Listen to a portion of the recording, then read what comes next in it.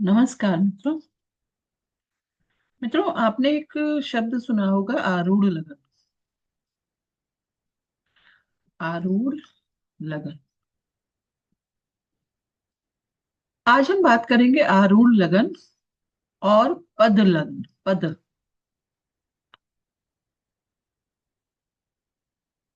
ठीक है। अब ये कॉन्सेप्ट तो हम लोगों ने जेमिनी में ही पढ़ा है। ठीक है, लेकिन इसको सामान्य रूप से भी देखा जा सकता है। आइए जाने कैसे। सबसे पहली बात है कि हमें ये जानना होगा आरूढ़ लगन के लिए। पहले हम बात आरूढ़ लगन की करेंगे। आरूढ़ लगन को हम लगन से देखते हैं। यहां हमने देखा कि लगन में कौन सी राशि है। यहाँ कर्क राशि है और कर्क राशि के स्वामी कौन होते हैं? चंद्रमा। तो हम क्या करेंगे, पूरी कुंडली में चंद्रमा जहां बैठे हैं वहां तक गिनती करेंगे। इस प्रकार करेंगे। देखिए, 1 2 3 4 5 6 7। तो चंद्रमा अपनी राशि से कहाँ बैठे हैं? 7 घर आगे। तो हम यहां से भी 7 घर आगे गिनेंगे। 1 2 3 4 5 6 7। ठीक है, तो हम फिर से लगन पे पहुंच गए। तो इसका मतलब ये हुआ कि जो इस कुंडली का आरूढ़ लगन है वो कहाँ बना? लगन में ही आ गया। आरूढ़ लगन।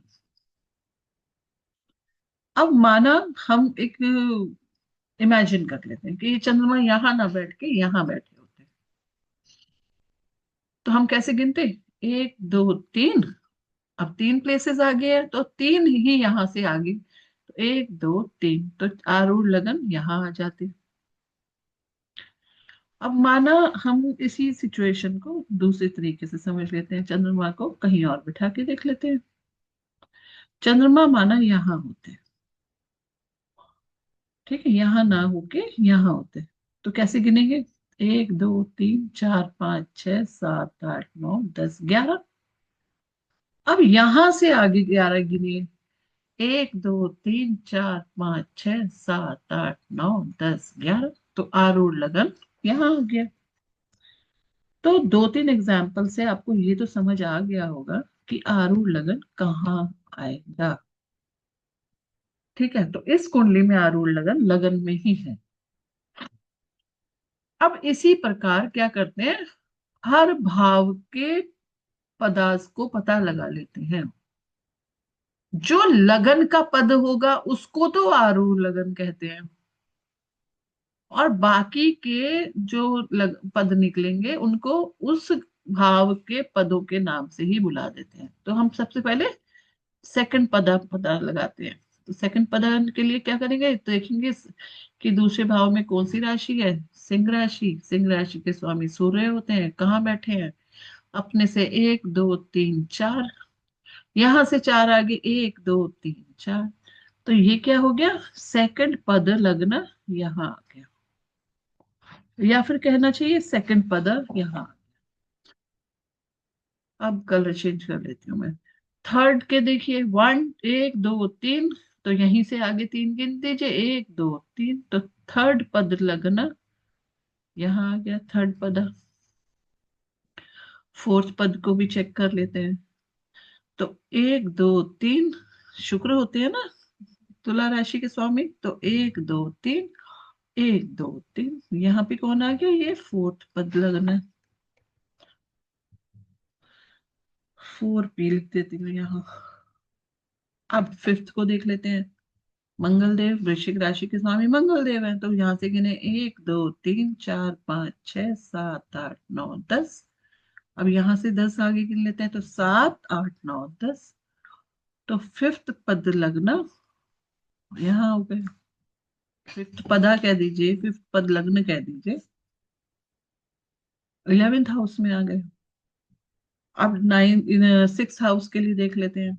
तो गुरुदेव कहाँ है? क्योंकि धनु राशि के स्वामी गुरु होते हैं। तो 1 2 3 4 5 6। यहां से 6 आगे करते हैं, 1 2 3 4 5 6, तो सिक्स्थ पद यहाँ आ गया फोर्थ हाउस में। ठीक है, आगे बढ़ते हैं। सेवेंथ पद, सेवेंथ पद देखिए, सामने ही स्वामी बैठे हैं, तो सेवेंथ पद यहीं आ गए वापिस। अब एट्थ पद को देख लीजिए, शनि कहाँ है, तो शनि लगन में है, गिने 1 2 3 4 5 6, यहां से 6 आगे, 1 2 3 4 5 6, सिक्स हाउस में। ये क्या है, एट्थ पद।